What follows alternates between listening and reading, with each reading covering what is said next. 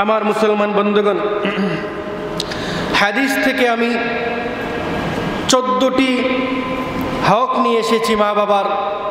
মা বাবা সন্তানের উপর মা বাবার 14টি হক রয়েছে, আরও অনেক হক রয়েছে, বাছাই করে 14টি হক নিয়ে এসেছি। এর মধ্য থেকে 7টি হচ্ছে মা বাবা জীবিত থাকা অবস্থায় সন্তান অবশ্যই করবে, আর 7টি হচ্ছে মা বাবা মরণের পরে সন্তান সেগুলোও করবে। জীবিত অবস্থায় 7টি হকের প্রথমটি হচ্ছে, 1 নম্বর হচ্ছে আল্লাহ তাআলা মা বাবার যে 14টি হক তার বান্দার উপরে অর্থাৎ সন্তানের উপরে দিয়েছে, তার প্রথমটি হলো পিতামাতার প্রতি শ্রদ্ধাশীল হওয়া, সম্মানসূচক আওয়াজে তাদের সাথে কথা বলা। 2 নম্বর হলো মনে প্রাণে তাদেরকে ভালোবাসা। আমরা দেখেছি অনেকে এরকম করে, মুখে মুখে মা বাবার ভালোবাসা দেখায় কিন্তু ভিতরে ভিতরে মা বাবাকে ঘৃণা করে। এমন সন্তান আমি দেখেছি যেই ব্যক্তি মা বাবার সামনে এসে মা বাবাকে সবথেকে বেশি ভালোবাসে এটা প্রমাণ করতে চায়, মা বাবার থেকে একটু দূরে যাওয়ার পরে তার স্ত্রীর কথা ছাড়া সে পা ফেলতে চায় না। অথচ রাসূল করিম সাল্লাল্লাহু আলাইহি ওয়াসাল্লাম বলেছেন, তোমার মা বাবার সন্তুষ্টির লক্ষ্যে মা বাবা যদি শরীয়তের বাহিরে কোনো কিছু না করে থাকেন তাহলে মা বাবার সন্তুষ্টির জন্য প্রয়োজনে স্ত্রীকে তালাক দিয়ে দাও। 3 নম্বর হচ্ছে সর্বদা তাদের কথা মেনে চলা, অর্থাৎ শরীয়ত সম্মত যত নির্দেশনা তারা প্রদান করবেন জীবিত অবস্থায় তাদের প্রতিটি নির্দেশনা মেনে চলা। 4 নম্বর হচ্ছে তাদের খিদমত করা, অর্থাৎ তাদের সেবা শুশ্রূষা করা। অনেক সময় আমার আব্বু জীবিত থাকতে আমরা করতাম, এমনিতেই শুয়ে থাকতেন, আমরা 4 ভাই, কেউ মাথায় টিপতাম, কেউ পায়ে টিপতাম, কেউ হাত টিপতাম, কেউ চুল দেখতাম, এরকম করতাম। আপনি আপনার মা বাবার খিদমত করবেন। খিদমতের কত ধরনের উপায় রয়েছে, আপনি যেভাবে পারেন মা বাবার বেশি বেশি খিদমত করার চেষ্টা করবেন। 5 নম্বর হচ্ছে তাদের প্রয়োজনগুলা পূর্ণ করা। মা বাবার কি প্রয়োজন রয়েছে আপনি সপ্তাহে একদিন মা বাবার সামনেই যান না, কথাই বলেন না, আপনি কেমনে জানবেন তার কি প্রয়োজন রয়েছে? অনেক মা বাবা নীরবে কাঁদে, সে চায় তার সন্তান যেন নিবৃত্তে একাকী তার সাথে কথা বলে তার মনের কথাগুলো যাতে শেয়ার করতে পারে, কিন্তু সন্তান দুনিয়ার মার পেছে পড়ে, স্ত্রীর মার পেছে পড়ে মা বাবার সামনে যাওয়ার সুযোগটুকুন পায় না। আপনি চেষ্টা করবেন একান্তে নিরিবিলি নিজের মা বাবার সাথে কথা বলা এবং তাদের প্রয়োজনটুকুন জেনে বুঝে তারপরে পূরণ করা।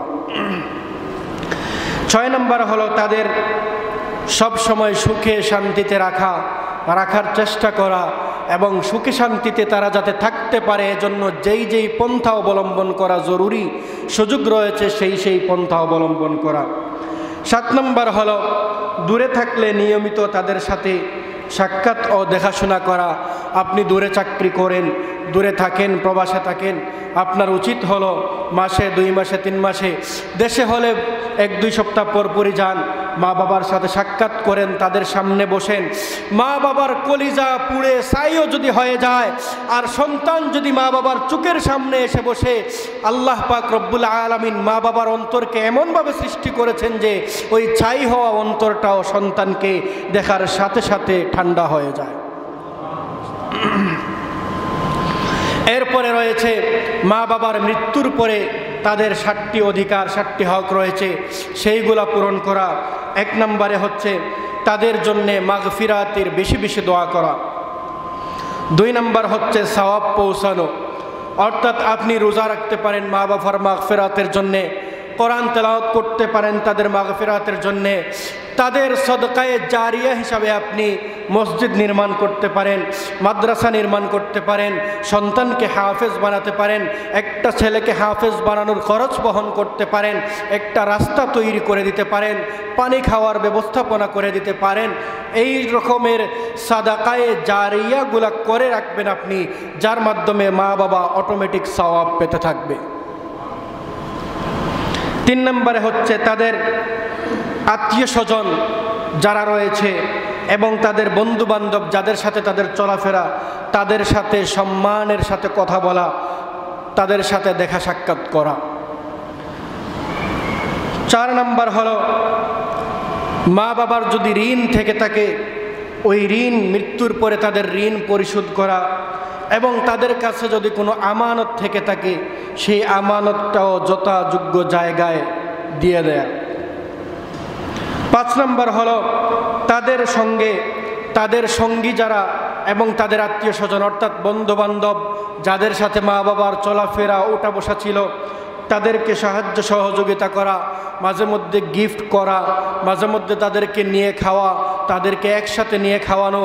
রাসূল করিম সাল্লাল্লাহু আলাইহি ওয়াসাল্লাম বলেন, তোমার মা নাই, তোমার বাবা নাই, কিন্তু তোমার মা বাবা যাদের সাথে চলাফেরা করেছে তুমি যদি তাদেরকেও পাও, তাদের সাথে সম্মানের আচরণ করো, তাদেরকে খাওয়াও, তোমার মা বাবাকে খাওয়াইলে যেই সওয়াব হতো আল্লাহ পাক রব্বুল আলামিন সেই সওয়াব তোমাকে দিয়ে দিবেন। 6 নম্বর হলো শরীয়ত সম্মত ওসিয়ত যেগুলা তারা জীবদ্দশায় করে গিয়েছেন মৃত্যুর পরে তাদের ওসিয়তগুলা যথাযথভাবে পূর্ণ করা। 7 নম্বর হলো তাদের কবর জিয়ারত করা। এই কবর জিয়ারতের বিষয়ে একটি কথা বলতে চাই। কয়েকদিন আগে আমি একটা ভিডিও দেখেছি একটা কবরস্থানের, কোন জায়গার কবরস্থান নাম বলবো না, একটা বড় কবরস্থান, অনেক পুরাতন, অনেক যুগ আগের কবরস্থান, সেখানে এখনও প্রতিদিন অনেক মানুষকে কবরস্থ করা হয়। ওই কবরস্থানের মধ্যে দেখলাম কুকুর হাড় নিয়ে দৌড়াদৌড়ি করতেছে, মানুষের হাড়। তারপরে ওই জায়গায় যোগাযোগ করে আমি জানতে পারলাম মাত্র 1 মাস আগে একজন মানুষকে কবরস্থ করে দেওয়া হয়েছে। ওই কবরের পাশে আরেকটা কবর খুঁড়তে গিয়ে যারা কবর খুঁড়ে বা ওই কবরের ব্যবস্থাপনায় যারা ছিল তারা এই কবরের হাড় গুড় কাফন দাফন সব ফেলে দিয়েছে উপরে, আর কুকুর ওই হাড় নিয়ে খাচ্ছে। দেখা যাচ্ছে স্পষ্ট যে ওই হাড়ের মধ্যে মাংস লেগে আছে। নাউযুবিল্লাহি মিন যালিক। আপনার মা বাবা জীবদ্দশায় আপনাকে এত আদর যত্ন মুহাব্বত ভালোবাসা দিয়ে আপনাকে বড় করেছেন, আর মা বাবা মারা গিয়েছেন, তাদের কবরের রক্ষণাবেক্ষণের দায়িত্ব আপনি নিতে পারলেন না, তাদের কবর জিয়ারতে আপনি যান না বলেই তো তাদের লাশ কুকুর খায়। আপনার থেকে হতভাগা সন্তান আর কেউ হতে পারে না। আজকে আপনি আপনার মা বাবার কবরের জিম্মাদারি নিতে পারেন নাই, তাদের লাশটার হেফাজতের জিম্মাদারি নিতে পারেন নাই। কালকে আপনার সন্তান যখন বড় হবে এই সন্তানই আপনাকে বৃদ্ধাশ্রমে পাঠাবে। আপনার 4টা-5টা বাড়ি থাকতে পারে, আমেরিকায় কানাডায় আপনার সন্তান থাকতে পারে, সব কিছু থাকার পরেও আপনার সন্তান আপনাকে বৃদ্ধাশ্রমে পাঠাবে এবং আপনার লাশটাও বেওয়ারিশ লাশ হিসাবে কোথায় দাফন করা হবে? কুকুর আর শিয়াল খেয়ে শেষ করবে। সুতরাং ওই পরিণতি থেকে, কারণ রাসূল করিম বলেছেন মা বাবার সাথে যারা ভালো আচরণ না করে, তাদের হক আদায় না করে, দুনিয়াতেও সেটার প্রতিদান সে পায়। আপনি মারা যাবেন, মা বাবার ওই হক আদায় না করার কারণে আপনার লাশটাও আল্লাহ কুকুর এবং শৃগালকে দিয়ে এভাবে খাওয়াবেন। আল্লাহ পাক রব্বুল আলামিন আমাদের সবাইকে মা বাবার সবগুলা হক আদায় করে চলার তৌফিক দান করুন, আমিন।